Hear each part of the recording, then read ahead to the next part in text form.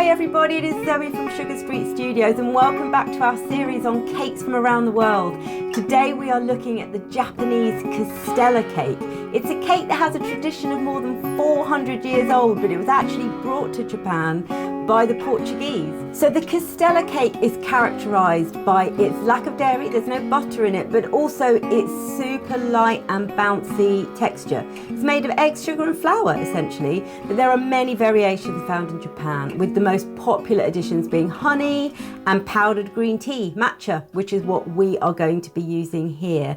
So these are the ingredients that you are going to need. It's a very simple cake to make, but you do need to make it a day ahead of time because it needs to set in the fridge. So let's start with preparing your cake tin. Traditionally, Castella cakes were actually made in cardboard or newspaper enforced boxes rather than metal tins, and that's because they don't conduct heat as strongly as a metal cake tin.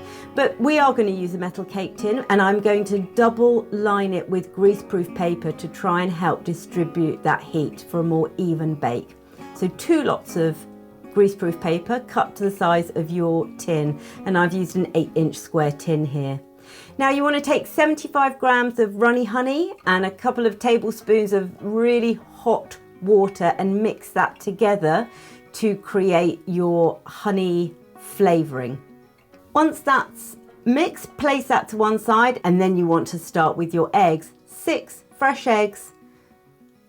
With a hand whisk, you want to start getting those eggs mixed up together, and then once you have a little bit of frothing going on, you can then begin to slowly add the sugar. 200 grams of caster sugar here. Now you want to whisk, whisk, whisk, and this could take 5, 6, 7 minutes. So you want to achieve a really light and fluffy egg mix. The volume will increase by double at least.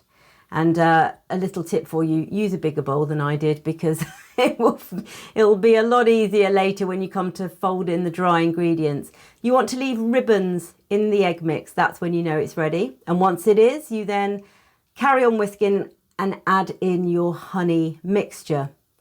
Now for your dry ingredients, you want to use bread flour, 200 grams of bread flour, and I'm using a tablespoon and a half of food grade matcha powder.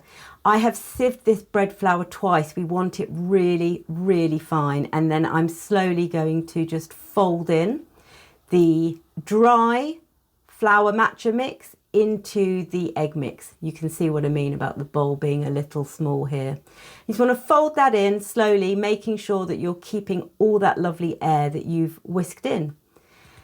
And once that is all in, that is it. It's that simple. You need to tip your Castella mix into your prepared tin, and you want to bake for about 35 to 40 minutes at a temperature of 160 degrees Celsius or 325 degrees Fahrenheit. Tap your tin, let's knock out some of those big air bubbles, and it will rise beautifully in the oven. As soon as it comes out, you want to put a little honey mix over the top of the cake. I have a tablespoon of runny honey and half a tablespoon of hot water here. So the cake is hot. I have now put my honey syrup, if you like, over the top. And at this point, I'm going to very carefully tip my hot cake out onto cling film.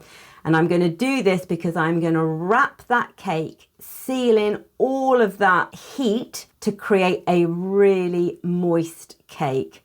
Go carefully here and go slowly. I've used 2 cooling racks to help me navigate my way around the cake. Wrap your cake up tightly, and then you want to place that in the fridge overnight or for 24 hours. And that is it. The following day you can unwrap your cake. Now in Japan it's traditionally served in little sort of soldier-like slices with the edges trimmed off so that you can see the lovely light fluffy texture inside.